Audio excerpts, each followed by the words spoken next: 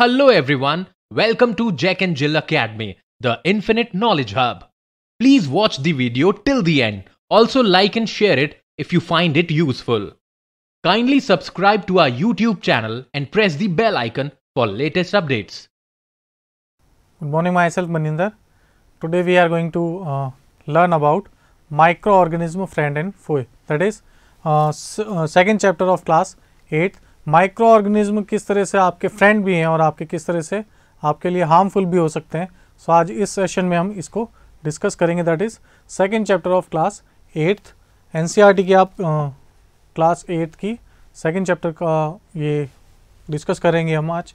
Introduction है इसमें. जैसे माइक्रो ऑर्गेनिज्म क्या होता है, इनको माइक्रो क्यों बोला गया, मतलब इनका दे आर माइक्रोस्कोपिक, बहुत माइन्यूट होते हैं इनके बॉडी स्ट्रक्चर, बहुत यूनिसेलर होते हैं.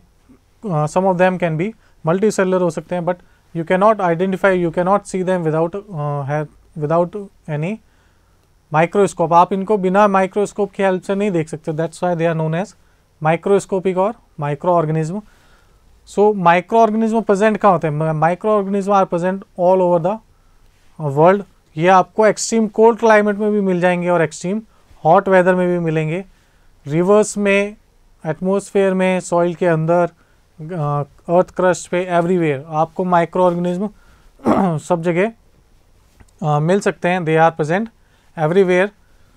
सो माइक्रोस्कोप की हेल्प के बिना, without using any microscope, you can not identify them. आप इनको नहीं देख सकते, इसलिए इनको हमने माइक्रोस्कोपिक बोला है. और कुछ इसमें ग्रुप्स हैं जनरली, जो मेजर, जो ब्रॉड जो डिवीज़न किया है उसमें. They are divided into bacteria, fungus, protozoa and some algae. Microorganism क्या आते हैं? Bacteria, protozoa, fungus and algae. So they are some example of bacteria. आप इसमें देख सकते हैं, ये बैक्टीरिया के एग्जाम्पल है, ये फंगस के एग्जाम्पल है, फंगाई के. Mushrooms are also fungi. That is paramecium. ये पैरामीशियम का ये भी यूनिसेलर है, माइक्रोस्कोपिक है, दैट इज़ अमोइबा. कुछ एल्गाई हैं जिनके भी आपको पिक्चर्स देख सकते हैं आप. That is virus. वायरस का अपना किसी तरह का एक आइडेंटिफाई स्ट्रक्चर नहीं है अभी तक, और ये इनएक्टिव होते हैं जब ये होस्ट के अंदर एंटर करते हैं. So they become active. Host का जो पूरा मैकेनिज्म होता है वो यूज़ में लेते हैं और ये एक्टिव हो जाते हैं. सो ऑर्गेनिज्म, माइक्रो ऑर्गेनिज्म कहाँ पे रहते हैं? तो अभी मैंने जैसे आपको बताया, माइक्रो ऑर्गेनिज्म आपको पूरे वर्ल्ड में कहीं पे भी, हर जगह पे, एक्सट्रीम हॉट, साइबेरिया में भी आपको मिल जाएंगे, आर्कटिक में भी मिल जाएंगे, और एक्सट्रीम कोल्ड, अगर अपन डेजर्ट की बात करें, एक्सट्रीम कोल्ड जहाँ का टेम्परेचर होता है वहाँ पे भी आपको ये मिल जाएंगे. वाटर में, रिवर्स में, आपके फूड में, आप जो भी कंज्यूम करते हैं उनमें माइक्रो ऑर्गेनिज्म प्रेजेंट होते हैं. So they are present everywhere. Next, making of curd. Curd आपने देखा, कर्ड को आपने घर में भी देखा होगा. कर्ड किस तरह से करते हैं? आप मिल्क को थोड़ा बॉईल करते हैं और हल्का सा उसको गुनगुना करते हैं ना, फिर उसमें आप एक ऑलरेडी जो आपके पास दही होता है वो उसमें ऐड कर देते हैं. तो दही को ऐड करने से उसमें वो पूरा मिल्क जो है, आपका दूध है, वो दही में कैसे कन्वर्ट होता है? Because it contain bacteria known as lactobacillus. Curd में एक बैक्टीरिया होता है दैट इज लैक्टोबैसिलस. और लैक्टोबैसिलस क्या करता है? आपका जो मिल्क था उसको पूरा कर्ड में कन्वर्ट कर देता है. That is lactobacillus. और लैक्टोबैसिलस क्या, एक बैक्टीरिया है जो मिल्क को कर्ड में कन्वर्ट कर देता है. ब्रेड जब प्रिपेयर करते तो उसमें आप यीस्ट मिलाते हैं. Yeast are also micro organism. Yeast add करने से क्या होता है? फर्मेंटेशन प्रोसेस होता है. जो डो जो होता है, जो आपने ब्रेड बनाने के लिए जो भी डो बनाया था, मैदा लेते हैं, इसमें मैदा और पानी, और इसमें यीस्ट कल्चर को ऐड कर देते हैं. यीस्ट क्या करता है? जो भी कार्बोहाइड्रेट्स है उसको फर्मेंटेशन कर देता है. फर्मेंटेशन होने के बाद में आप देखोगे कि जो ब्रेड प्रिपेयर करने से पहले जो डो बनाते हैं, जो आप कम क्वांटिटी में भी लेते हैं, बट फाइनली आफ्टर फर्मेंटेशन होने के बाद में आप देखना उसका डो का साइज़ क्या होता है? थोड़ा इंक्रीज होता है, बिकॉज इसमें कार्बन डाइऑक्साइड प्रोड्यूस होती है. और जब डो को आप बेक करते हैं, तो बेक करने से क्या होता है? यीस्ट की वजह से कार्बन डाइऑक्साइड, इसमें फर्मेंटेशन की वजह से इसमें डो के अंदर कार्बन डाइऑक्साइड गैस रिलीज होती है. और कार्बन डाई जब रिलीज होती है तो बबल्स की फॉर्म में होती है, इसीलिए आपने ब्रेड में देखा ब्रेड इसीलिए सॉफ्ट एंड फ्लफी क्यों होती है, उसमें होल्स क्यों होते हैं, बिकॉज ऑफ कार्बन डाइऑक्साइड। उसमें जो कार्बन डाइऑक्साइड प्रोड्यूस होती है यीस्ट से, जैसे ही आप बेक करते हैं तो कार्बन डाइऑक्साइड रिलीज होती है और आपका ब्रेड केक जो है वो सॉफ्ट और फ्लफी हो जाता है। अच्छा, कुछ माइक्रो ऑर्गेनिज्म हैं जो आपके लिए हार्मफुल भी है और some of them are useful micro organism. अभी हम यूजफुल माइक्रो ऑर्गेनिज्म की बात करें, जैसे भी मैंने बताया लैक्टोबैसिलस, जो दूध से दही बनाने में आपको कन्वर्ट करने के लिए आप जो दही यूज़ में लेते हैं, दही में क्या होता है, लैक्टोबैसिलस बैक्टीरिया होता है, that is useful to us, जो हमारे लिए यूज़फुल है। और अभी मैंने एक एग्जांपल बताया आपको, ब्रेड, फॉर्मेशन ऑफ ब्रेड जब बनाते तो उसमें यीस्ट ऐड कर देते। यीस्ट भी क्या है, एक तरह से आपके लिए बेनिफिशियल माइक्रो ऑर्गेनिज्म है, ये आपके लिए यूज़फुल है। कॉमर्शियल स्केल पे भी यीस्ट का और लैक्टोबैसिलस बैक्टीरिया का यूज़ में लिया जाता है, जैसे अल्कोहल और वाइन प्रोड्यूस करने में यीस्ट का यूज़ लिया जाता है। जो सीरियल्स होते हैं, अनाज होते हैं, फ्रूट्स का जो जूस होता है, उनको भी उनसे अल्कोहल और वाइन को बनाने के लिए उसमें थोड़ा सा यीस्ट ऐड कर देते हैं। यीस्ट क्या करता है, उस कार्बोहाइड्रेट को अल्कोहल में कन्वर्ट कर देता है। सो ये देखिए, wheat, rice, crushed fruit juice, इन सब से क्या प्रिपेयर करते हैं, वाइन और अल्कोहल प्रिपेयर किया जाता है, तो उसमें भी आप माइक्रो ऑर्गेनिज्म यूज़ लेते हैं। So they are also useful. Medicinal use क्या है माइक्रो ऑर्गेनिज्म का, एंटीबायोटिक्स बनाने में, वैक्सीन बनाने में। जो भी आप वैक्सीन और एंटीबायोटिक्स लेते हैं, जो ऑर्गेनिज्म माइक्रो ऑर्गेनिज्म है, जैसे बैक्टीरियल को डिजीज़ है तो जिस बैक्टीरिया से आपको डिजीज़ हो रही है उसी बैक्टीरिया को माइल्ड और डेड क्वांटिटी में, डेड और माइल्ड एकदम हल्की सी स्मॉल क्वांटिटी में उसको प्रोसेस करते हैं और उसी से फिर एंटीबायोटिक्स और वैक्सीन बनाई जाती है। सो जैसे हम डॉक्टर्स के जाते हैं तो डॉक्टर क्या करते हैं, हमको एंटीबायोटिक टैबलेट देते हैं, और एंटीबायोटिक किसके लिए यूज़ में आएंगे, ओनली बैक्टीरियल डिजीज़ में। आप कभी वायरल डिजीज़ होती है आपको, सो वायरल इन्फेक्शन में आप एंटीबायोटिक किसी तरह का उसका कोई रोल नहीं है। अगर आपको बैक्टीरियल डिजीज़ है तभी आपके एंटीबायोटिक्स यूज़ में आएंगे। First antibiotic was penicillin. सबसे पहले फर्स्ट इन्वेंशन जो हुआ था एंटीबायोटिक का वो था पेनिसिलिन का। पेनिसिलिन क्या करता है, माइक्रो ऑर्गेनिज्म को ग्रो होने से रोक देता है। एंटीबायोटिक्स क्यों लेता है, ताकि बैक्टीरियल इन्फेक्शन कम हो जाए, आपका बैक्टीरिया जो है वो वहीं पे डेड हो जाए। सो इसीलिए हम एंटीबायोटिक्स यूज़ में लेते हैं। फर्स्ट एंटीबायोटिक था पेनिसिलिन। और भी एंटीबायोटिक्स हैं, आप देख सकते हैं, स्ट्रेप्टोमाइसिन, टेट्रासाइक्लिन, एरिथ्रोमाइसिन, ये और भी एंटीबायोटिक्स हैं जो आपको मार्केट में मिलेंगे। सो दे आर।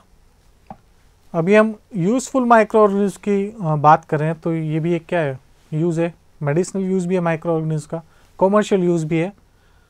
और आगे अगर अपन देखें तो एंटीबायोटिक्स लाइव स्टॉक्स में भी यूज़ आता है। लाइव स्टॉक्स मतलब एनिमल्स को भी क्या होता है, डिफरेंट टाइप के डिजीज़ हो जाती हैं, तो उनसे भी प्रोटेक्ट करने के लिए हम एंटीबायोटिक्स का यूज़ लेते हैं। सो एंटीबायोटिक्स प्रिपेयर करने के लिए हम उसी माइक्रो ऑर्गेनिज्म का यूज़ ले रहे हैं। सो माइक्रो ऑर्गेनिज्म हमारे लिए यूज़फुल भी होते हैं। Alexander Fleming and penicillin. Alexander Fleming ने 1929 में जब ये बैक्टीरिया के ऊपर स्टडी कर रहे थे, तब इन्होंने ऑब्जर्व किया और इन्होंने फर्स्ट एंटीबायोटिक प्रोड्यूस किया, that is penicillin. Alexander Fleming ने फर्स्ट एंटीबायोटिक इंट्रोड्यूस किया, इन्होंने ही सबसे पहले इन्वेंशन किया पेनिसिलिन एंटीबायोटिक का इन 1929। सो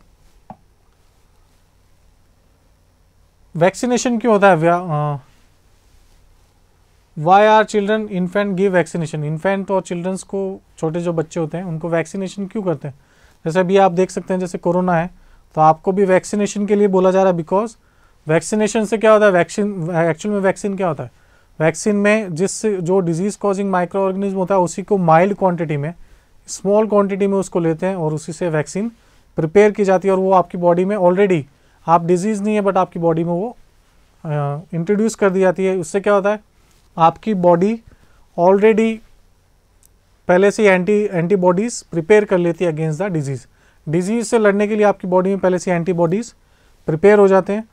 और जब एक्चुअल में, जब ओरिजिनल में जब आपके ऊपर कोई अटैक होगा उस डिजीज़ का, तो आप उससे प्रोटेक्टेड रहेंगे। ऑलरेडी आपके अंदर, बॉडी के अंदर इम्यूनिटी ग्रो हो जाती है, डेवलप हो जाती है। तो इसीलिए चिल्ड्रंस को, इन्फेंट्स को, छोटे बच्चों को, एडल्ट्स को भी अब वैक्सीनेशन ज़रूरी हो गया। और कोई भी डिजीज़ है, कोलेरा, जॉइंटिस, टाइफॉइड, तो इन सब की, पोलियो, तो इन सब में वैक्सीनेशन इम्पॉर्टेंट होता है। जो भी वायरल डिजीज़ है उनके लिए वैक्सीनेशन किया जाता है। इंक्रीज सॉइल फर्टिलिटी, ये भी यूज़फुल माइक्रो ऑर्गेनिज्म है। जैसे लेग्यूमिनस फैमिली के जो प्लांट्स होते हैं उनकी रूट में राइजोबियम बैक्टीरिया प्रेजेंट होता है। लेग्यूमिनस फैमिली के प्लांट्स हैं, उनकी रूट्स में राइजोबियम बैक्टीरिया प्रेजेंट होता है। राइजोबियम क्या करता है, एटमॉस्फेयर से नाइट्रोजन को लेता है और उसको नाइट्रेट्स और नाइट्रेट्स में कन्वर्ट कर देता है, जो प्लांट्स यूज़ में ले लेते हैं। सो प्लांट्स के लिए भी माइक्रो ऑर्गेनिज्म यूज़फुल होते हैं कुछ। Next, harmful micro organism. ऐसा नहीं है कि सारे माइक्रो ऑर्गेनिज्म आपके लिए यूज़फुल ही हों। नेचर में कुछ हार्मफुल माइक्रो ऑर्गेनिज्म भी प्रेजेंट हैं। जैसे फीमेल मॉस्किटो, एनोफिलीज मॉस्किटो का यहाँ पे आप पिक्चर देख सकते हैं। फीमेल एनोफिलीज मॉस्किटो ये ट्रांसमिट करती हैं प्लाज्मोडियम वाइवेक्स। प्लाज्मोडियम को ये ट्रांसमिट करती हैं जिससे होता है मलेरिया।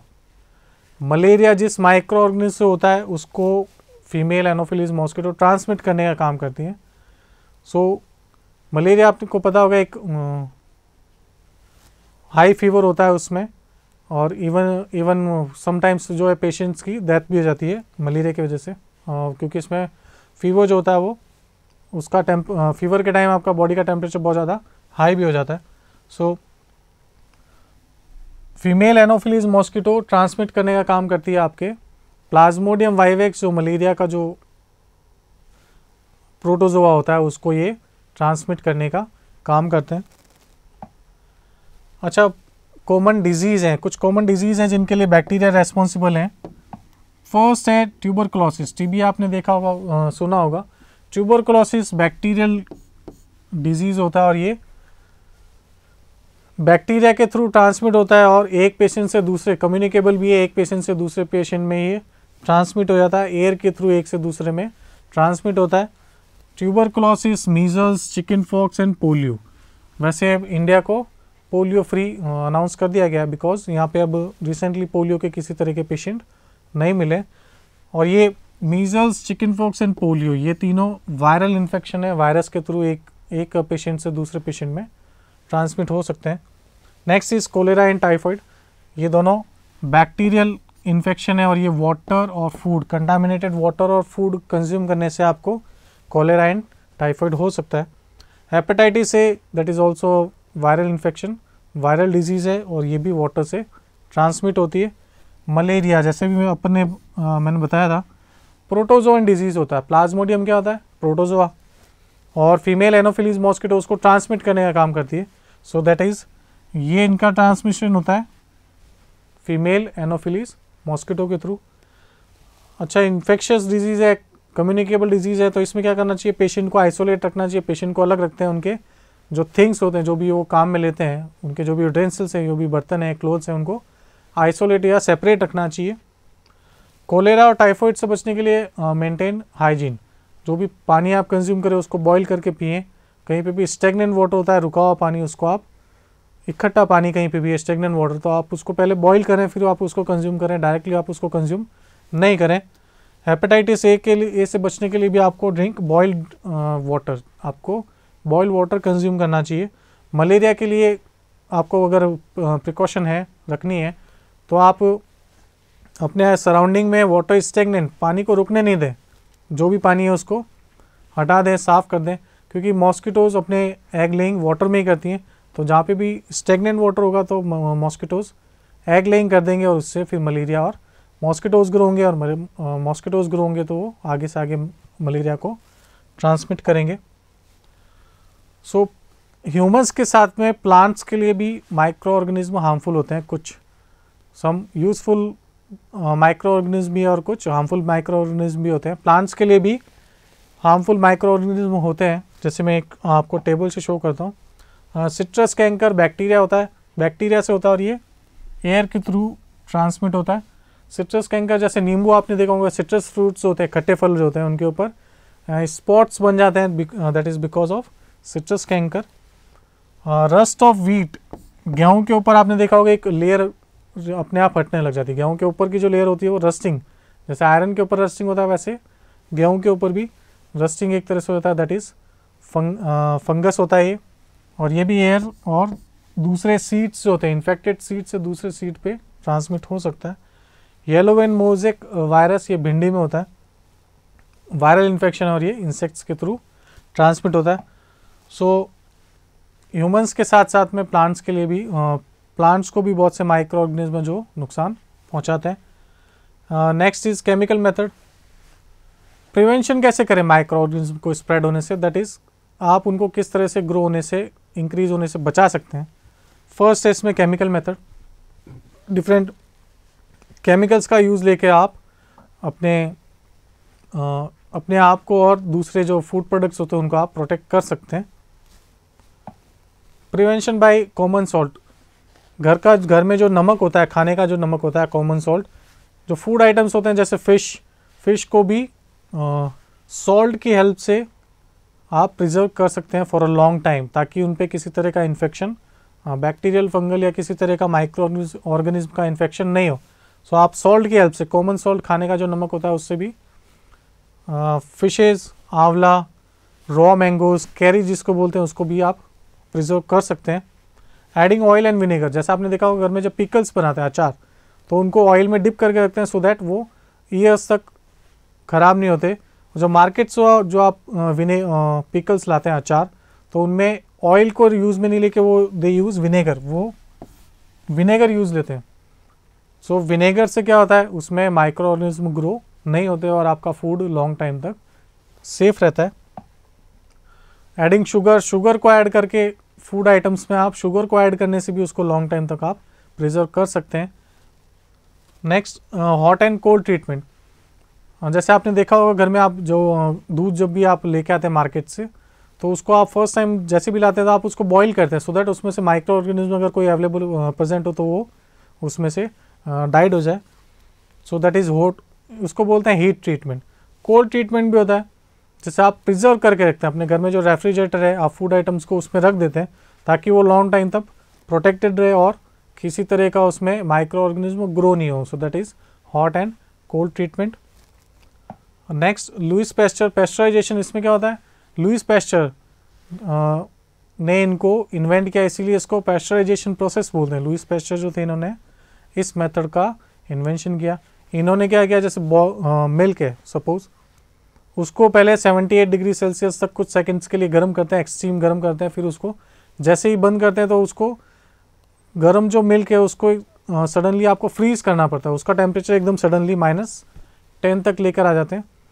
तो ऐसा करने से क्या होता है, उसके अंदर माइक्रो ऑर्गेनिज्म ग्रो नहीं होते। फिर अगर उसकी आप अगर पैकिंग कर रहे हैं तो वो लॉन्ग टाइम तक सेफ रहता है, उसमें किसी तरह के माइक्रो ऑर्गेनिज्म ग्रो नहीं होते। जो आपके जो घर में जो आप पैक्ड पॉलीथीन में जो पैक आता है ना मिल्क, तो वो क्या होता है, पेस्चराइज्ड मिल्क होता है।